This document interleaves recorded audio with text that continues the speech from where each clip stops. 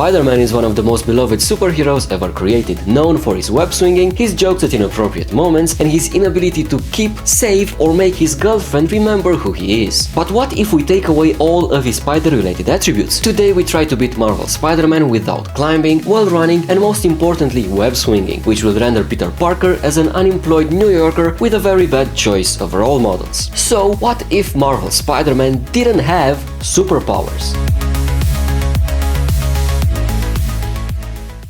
Our story begins with a police alert that abruptly ended my beauty sleep, which made me start my morning routine earlier than usual. Make toast, get dressed, and survive the usual morning headaches spiders get. But before helping the police, I was reminded of the rant I've been avoiding for the past 22 months. However, I ignored it once more and proceeded to jump through the window just like any sane millennial would. I ran on some walls and did a few cool tricks before I encountered the first of many roadblocks in this experiment: web swinging. Right as you gain control of Spider-Man, the game forces you to start swinging, which is illegal for us. Seeing that the world around me started to slow down, I hopefully waited for Peter to simply drop to the ground, but he never did. I tried moving the camera around, but everything was locked in place. So I started experimenting with the swing button and quickly found that if you hold it briefly and let go afterwards, you can just initiate the swinging mechanic without actually swinging. This was the first roadblock successfully passed, but things would only get harder and more tedious. I quickly remembered about the police call I was going to, so I started running. But with no clear objective in sight, I ran like a chicken out of KFC until I gave in and called my boss to tell her I was lost on my first day on the job. Yuri kindly told me to restart my brain, and after I did, I instantly remembered where Times Square was. So I hurried there only for my actual boss to call me and tell me I was running late. Parker, where are you? I told him to raise my paycheck if he wanted punctuality, but he declined, which made me very angry. Luckily, some poor schmucks were expressing their disapproval on the recent increase of gas prices. I agreed with their cause, but decided to beat them up anyway because I needed to let all my anger out. But before I could throw a single punch, the game decided to throw another obstacle at me. Web striking. Web striking refers to Spider-Man webbing towards an enemy, similar to how Batman would grapple onto thugs and move towards them. Therefore, knowing that an orphan billionaire with no superpowers can do such a thing, using web strikes will not render the experiment as failed. After beating all the guys up, I noticed an explosion at the location my boss Yuri was. I panicked and hurried there, but the game insisted that I swung. I did the same trick as before, then started running towards Fisk Tower. When I arrived, I promptly asked my boss for a raise, and she said, "Do your thing." I didn't know if that was a yes or a no, but in my confusion I crashed the graduation party by smashing one of the said graduates through the window. The rest of the attendees then started shooting at me, which seemed to be a recurring theme for American academic-related events. After I put every student to sleep, the professors came out to teach me some manners, but the game had other plans. In order to advance further, I had to go up to them. I tried jumping, but there were no items tall enough that would allow me to get that high. So my only two options left were wall crawling or zipping to a point. But hey, Batman uses a grapple gun, you may say. What if we look at zipping to a point as if Spider-Man using a grapple gun? And that's exactly what we're going to do. I proceeded to put the professors to sleep, but because I disrespected the school so much, the game punished me by forcing me to climb a wall. While I climb this wall, let me explain which abilities are experiment killers, which need plot armor to be used, and which ones are completely safe. We already talked about web striking and zipping to a point, which are allowed based on the comparison to Batman. In the plot armor category, we also have web throw, dodge under, any use of the web shooters or gadgets, the air launcher plus the follow-up and the air combo, ground or air yank, web zip or air dodge, wall crawling, and point launch. The web throw, dodge under, web zipping, the yanks and air dodging abilities are similar to using a grapple gun. The web shooters and gadgets are technological advancements that don't require special abilities to make or use. For the air combat, the plot armor for this one is a little frail, my only argument being that you just jump and hit. Wall crawling can be used if we imagine that the suit itself has some sticking potential. But something that is really hard to argue for is point launching, because realistically no human would be able to propel themselves like this without super strength. But because this is my first video, I will cut myself some slack and allow it. Otherwise the experiment would be cut shorter than expected, because this will become my only method of traversal. Now that all the plot armor has been set up, up, let's talk about all the abilities that are safe to use. Out of everything Spider-Man can do, normal combat, dodging, healing, jumping and running are allowed. And now for the abilities that will instantly render the experiment as failed and incomplete if used, we have swinging, wall running, yank and throw enemies, swing kick, ground strike and charge jump. All of these require at least superhuman strength to pull off, which our boy Peter doesn't have. Therefore, I'll try my hardest to limit the use of the plot armor abilities and completely avoid using any of the insta-fail ones. But before we continue, this is the current count for the plot armor abilities from the 3 previous fights. After climbing and getting out of the vents, I immediately fought some more of the graduating students. They offered to do my homework if I didn't put them to sleep, but I respectfully declined because I haven't been to a school since the 50s. I finished the fight, then proceeded to go higher and higher towards the headmaster's office to file an official complaint about the irregular use of guns and ammunition among my academically inclined peers. I was writing my complaint on the school's computer when the headmaster threatened to expose my secret identity. Joke's on him because I already knew that my name was Peter Parkour. I ignored him, fought some more students, then tried going directly to his office to personally give him the complaint. After fighting even more students, I had finally made it to his office.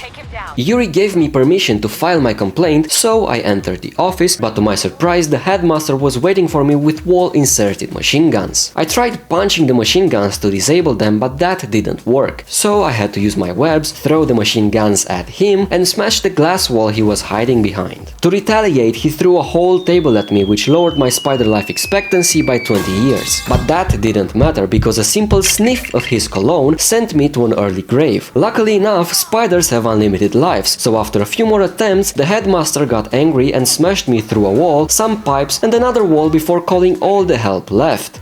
The substitutes. They were dealt with very swiftly. Then the headmaster agreed to peacefully resign and go on an all-inclusive trip already paid with taxpayer dollars. After successfully finishing the first mission of the game, I was introduced to the skill tree. The only skill worth mentioning is the perfect dodge, which will make future fights possible. However, perfect dodging implies the use of webs whenever triggered, so I will keep track of how many I use. I suddenly got a call from my real boss telling me that we were in trouble.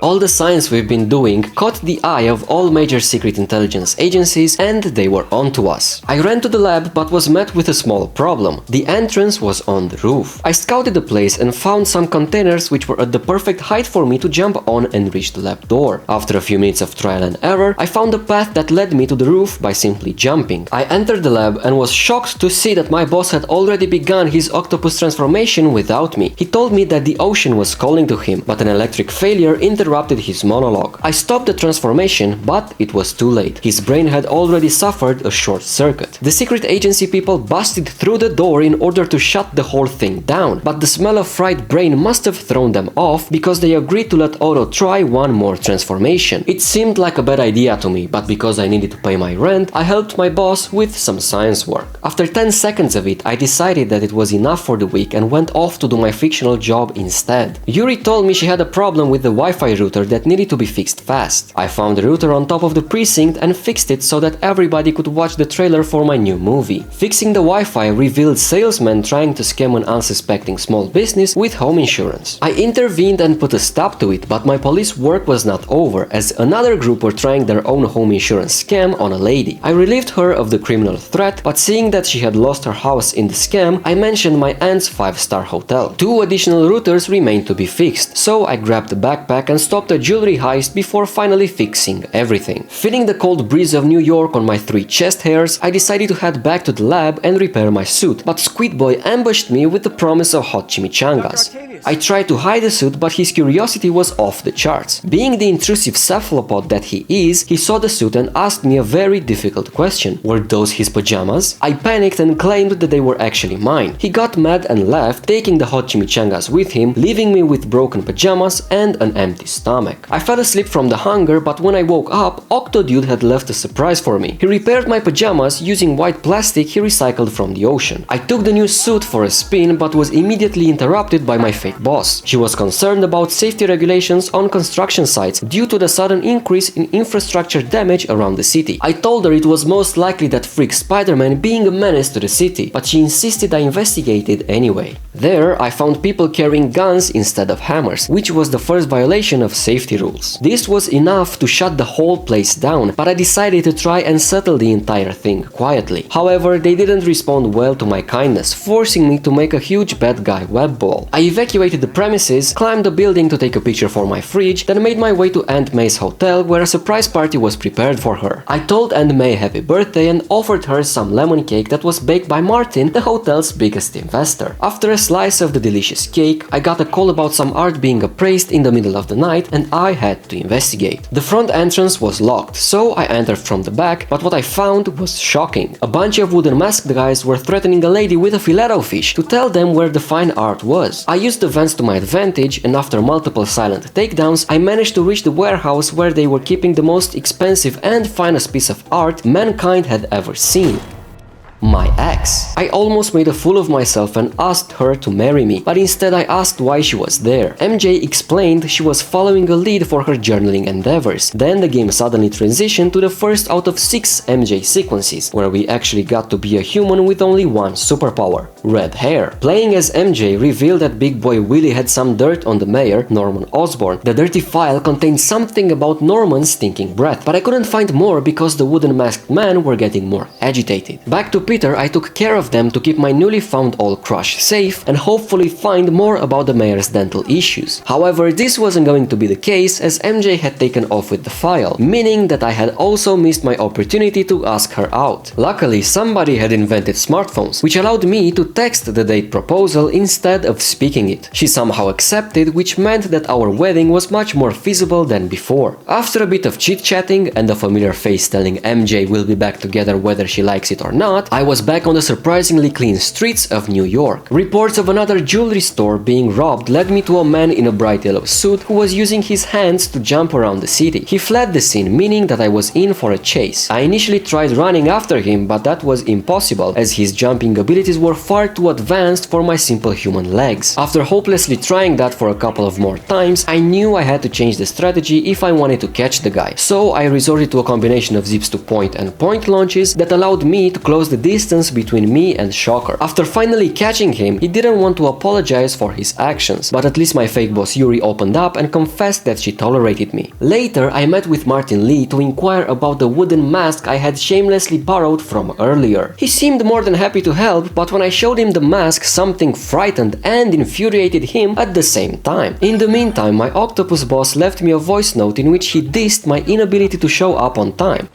So I started running towards the lab to do some more science work. When I got there, Squid Boy and his friend were having drinks without me, but I forgot to get mad about it because the party was quickly crashed by the local authorities on the premise of underage drinking. Apparently, octopuses have an average lifespan between 1 and 5 years. News that made me question my entire relationship with Otto. Other shocking news was the fact that the mayor and my saltwater mentor had known each other for more than 3 decades, something that seemed impossible as octopuses can't go past the age of 5. Seeing the mayor reminded me of his son, Harry, and the research stations he had left scattered on the rooftops of New York. Feeling deeply saddened, I went to one of those stations to check if the cleaning ladies were doing their job. Everything looked spotless to me, so I left and rushed to the city bank because the Shocker guy got released on good behavior, yet decided to rob another bank. I tried reasoning with him, but he was angrier than usual. I gave him a shot at expressing his feelings, but quickly got bored of his yapping. So I pulled down the roof on the guy and sent him to intensive care. My work for the night wasn't done yet, as I had to investigate one of Willie's legally owned dockyards, where I was pleasantly surprised with more college students. This time I decided to try a more subtle approach, which proved to be very efficient. Soon after putting all the students to sleep, a policeman by the name of Jeff showed up, who was either going to become my new best friend or my nemesis. Thankfully, it was the first option, as we became best buddies right away. He explained that there was a hidden treasure somewhere around the dockyard, which we had to find before the wooden masks did. With the mystery on our hands, I suggested that we split split up to cover more ground, but Jeff insisted on having a Scooby snack before we did so. I gave him one, then entered the main building from the roof, opened the door for Jeff and searched through all the containers, but there were no signs of any treasure. Despite our misfortune, we were getting closer to solving the mystery. That's when Jeff and I found a secret trapdoor that led to a dusty tunnel that further connected to a gun cache. We got excited for 1 second until a more thorough inspection revealed that the cache had already been looted by the Wooden Gang. I stopped one of their trucks and allowed the other to get away simply to make my life harder. The Wooden Masks won in a fight, but I had Jeff on my side, who was kind enough to tase them for me. However, one of the wooden guys wasn't tased enough as he managed to get inside the truck and start driving away. Jeff offered to chase him in the police car, but it was out of gas, so I had to chase him on my own. Running after the truck was pointless as it had more horsepower than me, so I traversed the city, caught up to the truck and cleaned the bugs from his cargo area before asking the driver for his insurance details. He confessed that he never insured the truck, which was ironic because a fuel-loaded semi was heading straight towards us. After the inevitable crash, the semi tried to flee the scene by taking the subway. I couldn't let him escape, so I tried pulling him back. However, another truck decided to make my life even harder by running me over. Luckily, Jeff came in clutch twice, first by blocking the truck speeding towards me, then by knocking the lights out of the driver. Now that Jeff was a celebrity, we hugged and cherished our friendship. After 4 days straight of no sleep, I gave in and headed home to get some shut-eye. But surprisingly, my apartment was emptied out and all my belongings got thrown into the dumpster. I frantically searched for my USB drive where I kept personal stuff such as Victoria's Secret, but I couldn't find anything. I called the trash department for help, and after a wild goose chase, I found it laying on the ground waiting to be stolen. With no place to call home, I remembered MJ was about to be my wife, so technically her home was also my home. I headed towards her apartment but stopped at the last second as I realized that I also hadn't showered in the last 4 days. I had to look for another place to sleep at, but unexpectedly my other ex called me. She wanted to play games, and having nothing better to do, I accepted the challenge. However, I was quickly disappointed when I found out that all I had to do was take a picture of a cat. With my disappointment immeasurable and my day ruined, a phone call from Aunt May made things even worse, as she was furious about a dinner date I had forgotten about. Luckily, explaining my situation to her changed her mood, even making her offer me a couch to sleep on. So I made my way to the hotel and passed out on her couch without showering. Despite the torturous smell impregnated onto the office, I woke up to May calmly working at her desk. Beside me there was an envelope that contained a small loan of $1 million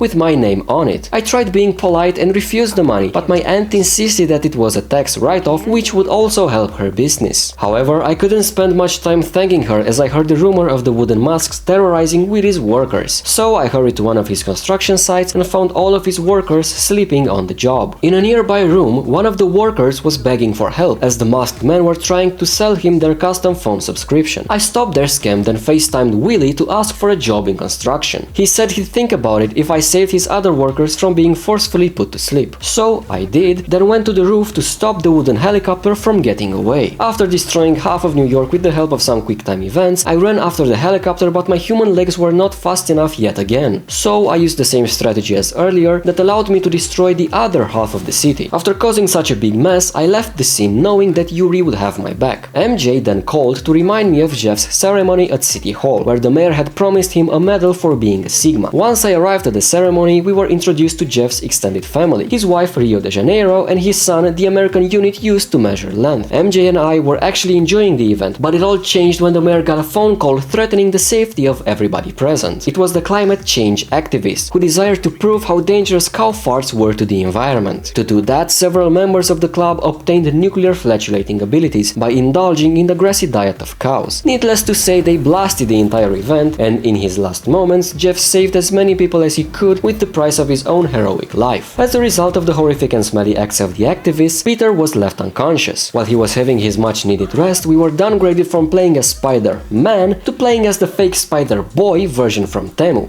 Miles. Scared that I'll become an orphan just like Peter, I started searching for my parents, and I soon found my mom taking a nap under an unusual blanket. I woke her up to ask where my dad was, but she was too drowsy to remember, so I went off to find him on my own. I climbed across a wrecked building and crawled under an upside-down car until I could finally ask my dad if he was okay. He was definitely not okay, as he inhaled too many radioactive doo-doo particles and passed away on the spot. 1 week passed, and we finally cleared our schedule in order to give Jeff a hero's goodbye. At the funeral, Peter asked for Miles' Discord account and he promised that their friendship will be even greater than the one between him and Jeff. After finishing with the saddest event of my life, I told Yuri that Martin Lee was behind the explosions. She questioned my theory and demanded proof, so I set out to find it. Luckily, I found wooden guys at a recycling center. Seeing that they were throwing plastic in the metal containers, this was enough to call the police on them, but they were still busy with last week's news, so I was on my own. I cleaned the place up and recycled the bad guys, then went inside where I found that they were preparing for another cow bombing at the mayor's office. I made my way to another hideout, but they must have known I was coming as they were waiting for me with snipers. I silently avoided getting shot, then went inside the office where I found the exact locations for the rest of their hideouts. I left the office but accidentally tripped the silent alarm, which called in reinforcements. I dealt with them but still wasn't allowed to leave as a violent but pretty Russian lady asked me on a date. I explained that I was unavailable, but she didn't seem to care as she forcefully hugged me in front of everyone. Thankfully, Yuri came to my rescue as she managed to pacify her. She then explained that the Eastern lady and her children were hired by the mayor to protect him. I felt betrayed because he didn't ask for my help instead, so I left with my tail between my legs. Yuri called to check on me and I reassured her that she was still my best bud, but she denied my expression of love, which made me feel even more betrayed than before. Heartbroken still, my only solution was more work, so I headed to my aunt's hotel to see if I could find anything exposing in Mr. Positive's office. I couldn't find anything though, except a hidden door that led to a hidden room that further led me to believe Martin wasn't so positive after all. There was enough evidence to arrest him on the spot, but as I stepped back in shock, the floor decided to shock me even further by turning on the anti-spider security systems. Luckily, the power switch was close by, which allowed me to keep looking for evidence. However, there wasn't any left, so I simply dropped one floor below, pushed an inconspicuous item to unlock the door, and was met by Martin in the hallway. We both knew what was going on, but were too afraid to speak. Thankfully, May saved the situation by telling Martin to keep staying positive, which made him leave humiliated. I then switched from my inside pajamas to my outside pajamas and told Yuri to arrest Martin based on the evidence I had found. In the meantime, I was beginning to feel Otto's absence, so I went by the lab to see if he had made any progress on his bionic arm. He was in the middle of testing it, but the arm was already overworked from the previous night's session of Call of Duty. Using it as aimbot for a prolonged period of time sent it to an early grave. Furious, the cephalopod made me do unpaid labor and repair it. Having no say in this, I updated its software to the latest version and it worked even better than before. Otto was amazed by my work and rewarded me with the rest of the day off. The timing was perfect as I had to get ready for my second date with MJ at her apartment. Once I arrived, I tried leaning in for a kiss, but she instead told me about her day. She apparently had broken into a biker gang's hideout to gather more info on Martin Lee and his wooden soldiers. There was more to tell, but the conversation was cut short as Charlie, the mayor's financial consultant, reported a break-in. I changed into my suit and left my clothes on MJ's kitchen floor, but she made me pick them up, put them into the washer, dry them, fold them, place them neatly on the couch, and only then allowed me to jump through her window and rush to the crime scene. Somebody had broken into his legally owned penthouse, used the toilet, and left the seat up, which was as big of a crime as assassinating the president. I began looking for Charlie's whereabouts when I found a security guard who was exhausted from spending the last 5 nights defending the place from a bear in a top hat. He told me that Charlie lived on the top floor, which was 50 stories away from my current location. After a quick word with the wooden soldiers from the parking lot, I made my way through 3 different elevator shafts until finally reaching Charlie's home. The bad news was that the wooden guys were already asking him questions about the financial feasibility of Minecraft trading. The good news was that nobody knew I was there, so I could silently take them out. I got to Charlie and asked him about the mayor's stinking breath. From his reaction, I could tell that he had smelled it up close, so he confessed that the mayor was spending billions on mouthwash and toothpaste in order to stop the stink. His laptop accidentally mentioned a Dr. Isaac Delany, but the conversation was abruptly ended by an attack helicopter. So I saved Charlie from the imminent danger, then handed him off to the local authorities. Later, Yuri told me about a gift with my name on it that was sitting on a nearby rooftop. There, I was met by an admirer who wanted a secret sauce to my powers. I told him that I was no Krabby Patty, then jumped off the building, waiting for MJ to give me more info on Monsieur Delany. She eventually called and explained that Monsieur Delany was going to a costume party, giving me a picture of him and his buddies for reference. Based on the picture, I made an educated guess that the doctor was dressed as a doctor. His friends confirmed my theory, but before I could challenge him to a dance battle, a wooden guy forced him to go to the after party. Saddened by the fact that I was not invited, I decided to invite myself and politely express my feelings to the hosts. Getting closer and closer to Monsieur Delany, I found myself inside a vent where I witnessed Mr. Positive change his personality and start spreading negativity negativity, forcing the doctor to rat out his work buddies. Seeing how he treated him made me snap, so I peacefully explained myself before following Martin outside, where he was recruiting more people for his devious endeavors. Their first objective was to get rid of me, but I used my charm to make everyone forget what had happened. I called Yuri to let her know I crashed another party and asked for Dr. Morgan Michaels' location, who was Delaney's work buddy. 2 seconds later, she called back and told me that he was being held at a safe house owned by the white-haired lady. With no access to the doctor, MJ suggested that I visit the mayor and inquire about his stinking breath personally. It seemed like a good idea, so I headed towards the Oscorp building, using some creative jumping to scout the place first before going in through the front door. But I soon realized that my plan was flawed, as the security guard had already locked the front door and went home. I had to improvise and reach the mayor's office from the outside, but that meant turning off the lights, avoiding snipers, drones and a helicopter until finally getting inside the office using the vent above it. After a deep breath, I invaded his computer's privacy and was delighted to a PowerPoint presentation that answered most of my questions. I learned that Dr. Michaels managed to put the mayor's stinking breath inside a tiny bottle for further testing, but if that bottle were to break, a global pandemic would ensue. I called MJ to tell her what I had found, but she was busy trying to set up a Minecraft trading hall. This could only mean that she was talking with Charlie, who was detained at a different safe house of the Russians. Thankfully, MJ never removed the tracker I placed in her shoulder 5 years ago, which allowed me to track her down in Central Park. Once I arrived there, the game treated me to another MJ stealth section. I rushed my way through Sable's compound, carefully avoiding all of Mother's Russia children until meeting Charlie in his tent. My Minecraft curiosity piqued, so I asked him if 10 emeralds for 1 wooden stick was a good trade, but that question activated his PTSD and started being violent. Luckily, my other me was there, so I saved MJ but accidentally spooked Charlie and made him faint. She needed more info, but the Russian children came to investigate the noise. We left and went straight to her apartment, but she didn't invite me upstairs, saying that I messed with her investigation. I didn't have time to get yelled at, so I went to the lab where the inventor of Squid Game was waiting for me with a revolutionary breakthrough in his research. He made me do more unpaid labor and implement more cheats inside his augments. Apparently, aimbot wasn't enough, as he needed wall hacks too. I reluctantly installed the cheats, giving him spinbot as a bonus. With my help, he was closer and closer to becoming a real human being, but despite the great success of the experiments, something was troubling him. He confessed that he had reached his last year as a cephalopod, meaning that it was a race against time to finish the augments and create his human body. I still felt sorry for my mentor and was ready to do anything to see him achieve his dream. But that had to wait for another day, because I left the lab to look for Miles, who went to get milk and never came back. Luckily, he was also unaware of the tracker I had planted in his ankle, so I tracked him in a dark alley where he was trying to illegally buy Pokemon cards. The buyer was trying to send him to the lobby, so I intervened and practiced my martial arts on him. I briefly thanked Master Splinter for teaching me spin jitsu before asking Miles if he was okay. He thanked me for saving his skin, but I felt compelled to teach him how to throw a punch. However, the game wanted to throw a punch of its own and surprised me with another Miles section, where I had to go back to the hotel. This would have been a walk in the park if the place wasn't surrounded by foreigners, but I managed to sneak by and get to the hotel unharmed. Inside, I met Spider-Man again, but this time in his inside pajamas. He introduced me to the finest people there, including the original J. Jonah Jameson, who savagely roasted me and my father for being too Sigma. After the awkward moment, Peter left me with May, who made me clean the toilets using Martin Lee's toothbrush. Seeing myself back on the streets as Peter, I paid Dr. Michaels a visit when I caught him and the Russian kids in the middle of transferring the stinking breath to a more secure location. However, everything changed when Martin joined the party in his blacked out G-Wagon and politely borrowed both the doctor and the stinking breath. He seemed to be getting away, but thankfully an officer was kind enough to let me hitch a ride and get closer to the G-Wagon. I jumped on top of it and retired his employees before asking him to pull over and talk over a cup of coffee. He turned down my offer and instead entered my mind in hopes of convincing me to join his revolution. I was not interested, so I threw the proposal right at his face, infuriating him in the process. I then had an argument with my other personalities before Martin asked me one last time to join him. I refused 4 more times until I finally broke free from his villainous spell. The experience of Martin entering my head was life-changing, as it made me want to wreck the city by committing vehicular mischief. However, I had a little too much fun wreaking havoc and passed out, which allowed Martin to escape with normal stinking breath. Despite the tragic loss, Dr. Michaels was still alive and kicking. We cherished the few seconds we had together before Lady Sable pulled up and laid all blame on me, proceeding to break me both mentally and physically until Dr. Michaels stepped in and stopped her. After humiliating me in front of the doctor, I couldn't let Silver Lady humiliate me even further by solving the mystery before I did. I called Yuri for help and she gave me a solid trail to follow, one that led to an abandoned Mercedes E63S. With no stinking breath in sight, I wanted to borrow the car and register it under my own name, but my love for MJ was greater than my love for cars, so I tried to warn her about the global pandemic we were about to witness. My call went straight to voicemail, which meant that we were stuck yet again, playing as the ginger who desperately wanted to prove herself. Inside the Grand Central Station, Oscorp were showcasing their latest inventions, particularly a device capable of dispersing any type of gaseous matter into the atmosphere. Leaving such a device unprotected seemed like a bad idea, considering that the mayor's breath was still stinky, so I decided to put it in my backpack for safekeeping. But as I turned around, the most positive boy in the world surprised me by wishing me happy birthday. I awkwardly tried leaving, but him and his friends were preparing a surprise party for the mayor and needed the device. They locked the entire place down, so I called Peter to crash the party, but we quickly ran into a problem. There were drones everywhere. I asked one of the hosts to go to the bathroom, snatching the tablet that controlled the drones in the process. He was kind enough to show me where it was, but I got bored on the way and instead worked with Peter in forcing the hosts to leave early. However, things complicated when Martin saw what we were doing and decided to start the device earlier. With only 5 minutes to stop it and avoid spreading the stinking breath, Peter cleared my way to the device and I managed to disarm it by cutting all the wires. Seeing that MG was not useful anymore, the game rewarded me by giving me back control of Peter. I continued my objective of getting rid of the hosts despite most of them resisting. In the meantime, Martin tried leaving the party without hugging me, so I chased him down and entered his subway to demand an explanation. My presence angered him as he acted more violent than usual, so I started punching him hoping that he would calm down. I even smashed him through the next car, where he consumed the aura of 2 of his minions to make himself stronger. Funnily enough, it worked as he attacked me with a literal wave of energy that I somehow managed to dodge. I kept on dodging his attacks until he finally had enough of me and violently changed subways mid-transit. The change in environment didn't help him as we continued our charade until I knocked both him and the brakes of the subway out. With one problem solved and another established, I tried everything I could think of in terms of stopping the subway. However, the only solution was forcing the subway out of its comfort zone and turning it into a tram. With Martin behind bars and the mayor's stinking breath returned to its rightful owner, I could finally take a step back and relax until the next world-ending event would occur. However, my break was short-lived as 5 seconds later I had another time bomb on my hands. MJ. I told her that I defeated Martin, but for some reason she misinterpreted my very obvious message as me wanting to break up with her. I panicked and apologized for my war crimes, which thankfully calmed her down, but not before warning me to communicate better next time. With another apocalypse off my hands, I went to check in on Squid Boy as I was beginning to miss him again, but something felt amiss when I saw him drinking by himself. Something was different about him, but when I asked about his new haircut, he instead showed me his new arms. I was happy for him, but deep inside all I could think about was the fact that he now had 6 functional limbs, which meant he was closer to becoming an octopus than a real human. I felt a little betrayed, but ultimately decided to give him the benefit of the doubt and hope he was still trying to become a real boy. Despite this technological advancement, the doctor needed my help with the neural interface. He complained about the Bluetooth feature having an unstable connection, so I gladly took a look at his programming. After trying to fix the same issue 3 different times, I told him that using the Bluetooth feature was too risky, as it could instantly send him to the lobby. However, the doctor ignored my warnings and fully embraced his cephalopodic nature, turning into Doctorus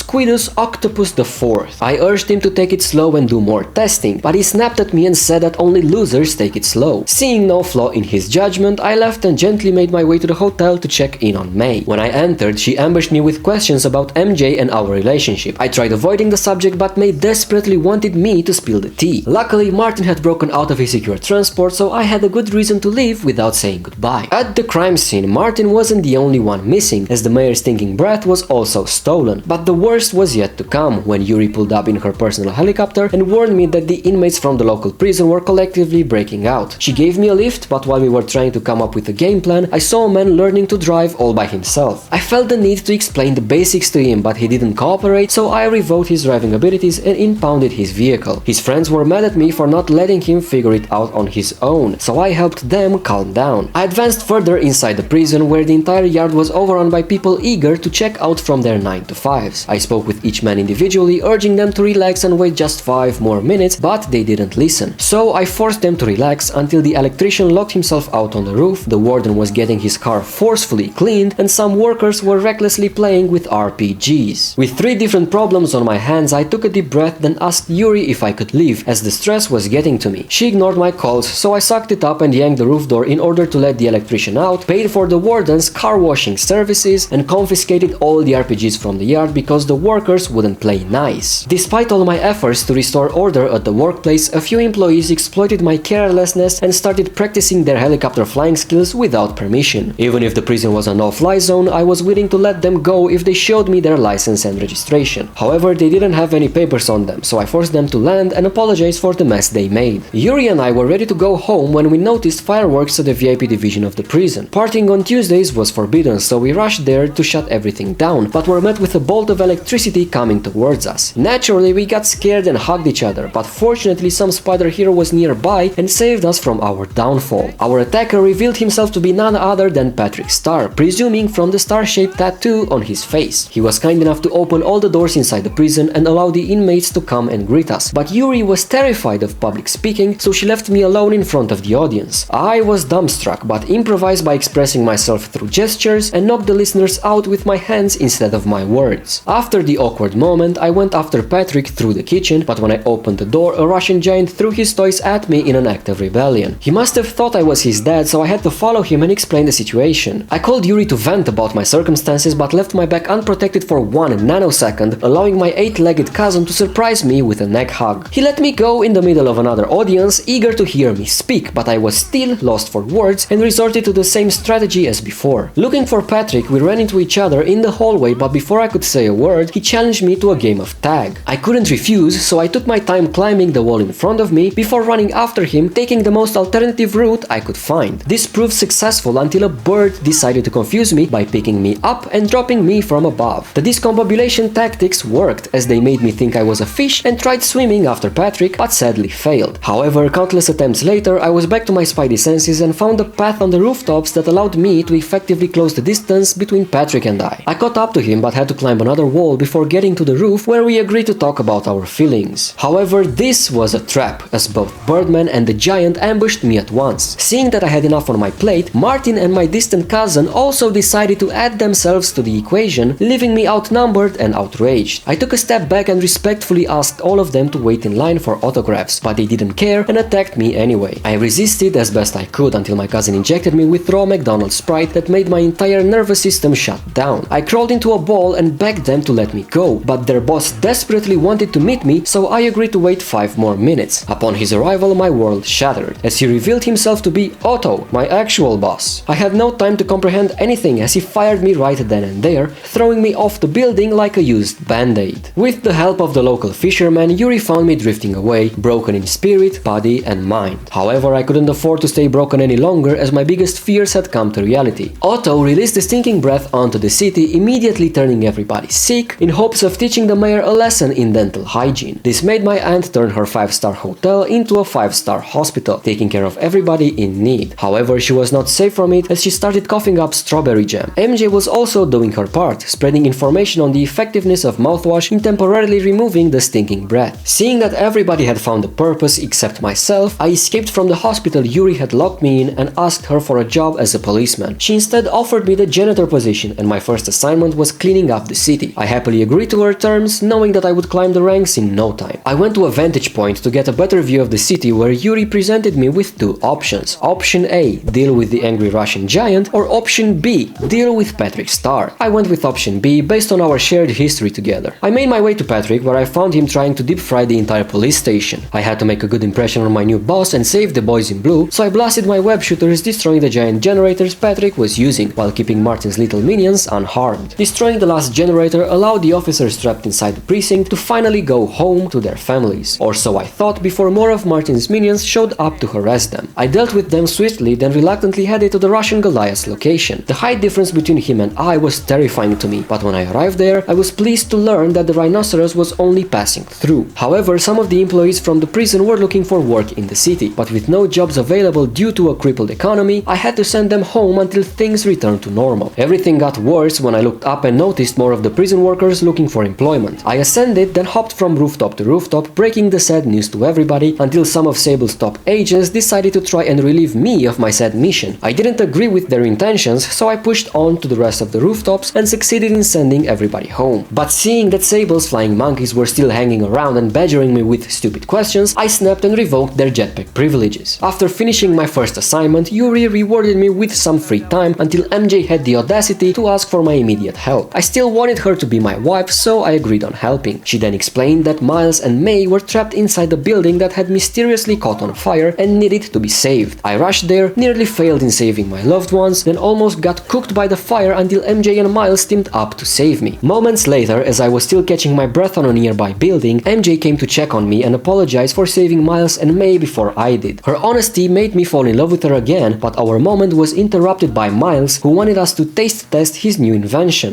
bottled water. I promised to test it later, then gave everybody a new assignment. MJ would look into the mayor's stinking breath, Miles would help Aunt May and the sick, and I were to investigate my old mentor's decision of breaking bad. I headed towards Times Square, the place where it had all started, where I found a faint trace of Norman's stinking breath. I analyzed the substance and followed it to Otto's hidden lair, in which I found the specific locations and tasks of each member of his gang of criminals. Embarrassed by my findings, Otto FaceTimed me on his limited edition MacBook, where he accidentally revealed the existence of a cure for the stinking breath. However, he forgot to mention that he had rigged the floor I was standing on with TNT, which obviously blew up, allowing Birdman to capture and take me to the local power plant. The choice of venue seemed odd until I turned around and saw Patrick ready for another game of tag. We wasted no time and got to it, but I soon found a hidden game mechanic that allowed me to traverse the power plant with ease. Whenever I was about to reach the ground, the game automatically zipped me upwards, making the fight more manageable. I took advantage of this and dealt with Patrick and his 3 giant generators first, before defeathering Bird Boy and cancelling his flight permit. After I left both of them with the police, I went to a quiet corner to hopefully rest for 5 minutes. Alas, 5 minutes turned into 5 days, as I accidentally set my alarm on my calculator app instead of my clock. With 2 out of 6 sinister boys in police custody, I headed to the reservoir in Central Park to settle some family affairs with my distant cousin. I searched for him, but I must have been immune to the scorpion scent he was exuding, as he ambushed me again and injected more McDonald's Sprite into my nervous system. He must have doubled the dosage, as this time it heavily affected my mental state. With the Sprite sea levels rising at an alarming rate, I looked for ways to cross the park, but none proved useful. I tried swimming in it, going to the right, then to the left, even jumping from one drop to another, but I was never fast enough to escape the electrifying beverage. I took a step back and faced the fact that I had to use the same traversal strategy as before. But on my last attempt, I went around the park, on the street, which proved to be a better path, as I managed to safely reach the top of a building and breathe for a few moments. I took my time and analyzed the Sprite formula in order to create an antidote. After the analysis, I came to the conclusion that only Diet Coke was strong enough to heal me. Thankfully, I only needed 2 ingredients to make it, Diet and Coke, and I already knew where both of them were. I made my way to the Diet plant, but the Sprite sickness was getting stronger and I started to hallucinate. Octopus Boy was also there, and we reminisced about the old times before he embraced his real self and turned against the world. I got my hands on the plant, which ended the hallucination, allowing me to focus on getting the other one. However, getting the Coke plant was going to be harder than I had previously expected, as it was further away, and now giant scorpion tails would come out of the Sprite sea to kindly refill my cup. I dodged the evil tails and arrived at the location of the plant, but I was struck with yet another hallucination. Octopus Man was still there, but was sadder than usual. However, I was looking only for the plant, not his sob story, so I acquired it and got released from my mental trap. With both plants in my possession, all that remained was putting everything together on the crafting table inside of my old lab. I dodged more scorpion tails until finally entering the lab, where the third and final hallucination dropped me to my knees and destroyed the entire building around me. Confused as to what was going on, I started hopping from island to island until my cousin ambushed me for a 4th time. I dodged his shots of Sprite for a while, hoping that he would come down and face me like a man, but he never did, as he was too fond of his high ground. I webbed him up and closed in for a final hit, but he deceived me and turned into a glowing orb, running away like a coward. I followed them by going to the next island, where he transformed from one venomous arachnid into 6 different ones. I used the same strategy as before, webbing them up, then knocking the lights out of them before winning the fight. The crafting table began to materialize itself in front of me, allowing me to successfully make the antidote and drink it. However, I realized that I had made a mistake in underappreciating the side effects of the Diet Coke, as my suit couldn't handle the drink's powers and got disintegrated. But after closing my eyes for exactly 1 second, my clothes came back to normal, enabling me to leave the lab and continue the search for my cousin. But before I did so, I felt a disturbance in the force and decided to check in on May. She looked pretty good for her age, but before I could compliment her, she collapsed to the ground and confessed that her breath was beginning to stink more and more every day. I reached for the mouthwash right away, but I had run out of it, explaining that Miles was on his way to the local Walmart for a resupply. I FaceTimed him, but the little brat hung up on me as if he had something better to do. Then I was treated to another fun Miles section where I had to sneak around another group of workers who were looking for employment around the dockyard. They must have taken the Walmart sign down as I didn't notice it anywhere, but after a couple of intense minutes, I found a crate of pills that had the same chemical formula as store-bought mouthwash. I celebrated my discovery, but as I grabbed it, a sable agent flew by and petrified me. I timidly poked my head up when I saw the rhinoceros and Peter's cousin extorting a couple of sable people for information on the nearest Taco Bell. Fear struck me when I imagined the horrendous smell that the giant's farts would give if he were to eat that, so I went into a nearby labyrinth of shipping containers, hoping that they wouldn't see me. However, they heard me instead and was now stuck in a game of hide and seek with a Russian Goliath. Things seemed to have been in his favor as he smashed right through the layout of the labyrinth, but his underdeveloped short-term memory enabled me to distract and sneak by him. I carefully navigated the labyrinth until I was met with one final roadblock standing between me and my sweet escape. I politely asked Rhino to clear the way for me, allowing me to go back to the hotel and give May her mouthwash. Knowing where the two rascals were hiding now, I went to the dockyard as Peter to discuss Rhino's anger issues. When I got there, he was already practicing his daily acts of kindness on a few sable people. As a reward for his progress, I threw a giant concrete pipe at him, but he misinterpreted my gift and became hostile. During our fight, I kept asking about my cousin, but Rhino didn't seem to remember where he was. So I smashed a few more pipes on his head to jolt his memory, making my cousin join the fight, but on Rhino's side instead of mine. I could have overlooked all of his other betrayals, but siding with a mammal instead of a fellow arachnid is where I draw the line. Deeply saddened by my cousin's actions, I fought both of them at the same time, dealing with Rhino first, then using the same strategy as in my hallucinations for Scorpion. Despite the overwhelming battle, they both had more fuel left and decided to burn it by fighting each other. I felt compelled to help the boys and lock them up inside a shipping container where they peacefully sorted things out. With two more problems solved, I called MJ to boast about my good mood, but she added to it by telling me that she had found a plan for locating the cure. It involved her sneaking inside the mayor's penthouse to search for clues. We acknowledged the elevated risks but went with the plan anyway, as this was our last hope of curing the city. I made my way to the location she sent me, then began the last MJ section of the game. Due to the recent hate he had received, Norman locked himself in his apartment along with his white Russian buddies. I had to temporarily evict him in order to search for evidence on the cure's location, so I sneaked inside the security room, got my hands on a new toy, tested it, then told the mayor that a fresh Domino's pizza was waiting for him downstairs. He eagerly came down, allowing me to sneak by and take the elevator to the penthouse. Once I got there, I looked around for a bit until finding an astronaut helmet that revealed a hidden door in front of me. It was suspiciously placed near a painting of the mayor and his son, which, after moving it, revealed the keypad for the door. With the superintelligence granted by my red hair, I deduced that the passkey was inside Harry's journal. I rushed to his room, found the journal, but I also found that he has been sick and never told us. However, I had no time to cry as Sable breached the apartment, forcing me to sneak around back to the hidden door. After dodging some guards and tasing others, I went inside the home lab where I learned that Norman was obsessed with spiders, him and Otto accidentally created Martin's powers, and finally the location of the lab harboring the cure. With all the info acquired, I made my way to the balcony where Peter was supposed to meet me, but instead found a guard pondering on the economic climate. I ended his nightmare by tasing him, but the sound of his weightless body hitting the floor alerted everyone else in the house. Afraid of what the Sable Lady might have done to me, I jumped off the roof, hoping that Peter would catch me. Luckily, he did, making me finally agree to his marriage proposal. We got to a safe spot, then explained everything I had learned inside the mayor's secret lab. He needed a minute to take it all in before abandoning me and my new spider Pat on a secluded rooftop. Determined to end the pandemic that was clouding the city, I headed for the cure where I encountered Martin's last line of defense. I stealthily took care of his minions, but the remains of the Sable army also tried preventing me from getting it. However, they were not successful, and after swiftly charming their boss, I entered the lab to look for Martin. I followed the trail of sunshine and rainbows he had left behind until a black hole led me to him. He graciously lifted me up and showed me all the memories that led to his actions, wishing that I would understand his motives. During my 5 minutes of timeout, Martin got his hands on the soul sample of the cure, extorting the mayor for political nepotism in the process. I forced him to apologize, but he refused and instead attacked me for speaking my mind. I was leading the first half of the fight until he abandoned all of his morals and transformed into a mythical titan. The battle escalated when he began summoning his shadow minions, but I stood my ground and kicked some sense into him, ridding him of his negativity at the same time. With the antidote in my hands, I was one step closer to saving the city, until Otto heard of our little charade and decided to join in on the fun. However, he brought bad vibes to the party as he knocked me out, stealing both the antidote and the mayor in the process. I was severely injured, but luckily the Silver Lady came to my rescue and walked me to my aunt's hotel for the best medical services in town. Sometime later, the doctor saved me, but something felt wrong. I asked MJ about May, but after seeing her in critical condition, I mustered all the strength I had left to begin the hunt for Squid Boy and the cure. I went back to his lab to find a way of counteracting his suit, where I found some leftover schematics from the original design of the arms. I used everything to my advantage and enhanced my suit in both appearance and functionality. I was ready to dance but didn't know where my partner was until I saw Otto live streaming on his Facebook account, revealing his whereabouts. He was taking Norman to the roof of the Oscorp building to show him the view, then throw him off for his crimes against the dental industry. But as an act of kindness, Otto offered Norman a chance at saving his life if he confessed his transgressions. The mayor accepted, but instead roasted Otto for being neither a true octopus nor a real human. This resulted in Norman being thrown off the building and me catching him halfway, making sure he was safe before stopping this nightmare once and for all. Once I got to the top, I politely asked Otto for the cure, but he denied me access to it, saying that my breath was already smelling great. Although I accepted the compliment, we still had to fight over it. This part of the game was the one I grinded the most, with over 1 hour of footage for a fight that normally takes around 4 minutes. The first phase of the fight was effortless, as I used only perfect dodges to web Otto up and make him realize that his actions were unacceptable. After doing so for a total of 3 times, he had the audacity to go for the high ground, incinerate the floor I was standing on, then throw burning debris at me. Normally, the game expected Peter to swing from the big antenna in the middle, throw back a piece of debris at Otto, then force him down from his high horse. But I had a better plan that didn't involve swinging. I noticed the different poles surrounding the giant antenna, which made me wonder if I could stand on one of them and throw the debris from there. Luckily for me, this was a viable strategy. With both of us back to square one, we practiced the same dance as earlier until he invited me to a second game of The Floor is Lava. I won again, and after finishing the hardest part of the fight, I forcefully tried to revoke Otto's privileges at his octopus arms. He had 2-factor authentication turned on, which caught me off guard and allowed him to retaliate. I thought I was doomed until he called me by my gamertag. I was shocked at first, but after bearing his boring villainous monologue, I got angry at him for never hopping on the game. So I broke one of his arms, fought him on the side of the building and let him dislocate my shoulder until I finally bested him and declared myself as the true 8-legged monarch. I followed him down to get the cure, where he tried to convince me that he was already a changed man and promised to never destroy the city again. I believed him, but handed him to the police anyway, never trusting an octopus as of that day. I returned to the hotel where May was waiting to be cured, but we only had one bottle, prompting me to make a decision: save my aunt right now or use it to generate more bottles and save the city. I took a step back to ponder on both options, but in my hesitation, May decided for me and passed away, knowing that her sacrifice would save New York. Shattered by her virtue, I burst into tears, hoping that I'd live to embody at least a tenth of her character. However, the story was not finished, as my buddies made more doses and cured the rest of the city. Otto arrived to his new home, and we gave Aunt May a proper goodbye. A few months later, MJ and I finally got married inside of our favorite restaurant, sealing the deal with a kiss. Miles went through a self-development arc, which gave him spider powers, strengthening the friendship between him and I. Lastly, we learned that Norman was keeping Harry in a Bacta tank inside of his home lab, along with a venomous alien life form that was keeping him alive. This experiment was not easy, but despite all the obstacles along the way, I managed to beat Marvel's Spider-Man without ever swinging, wall running, or using any other abilities that were off limits. However, I did use quite a few of the plot armor ones, as you can see from the total count on the screen. So,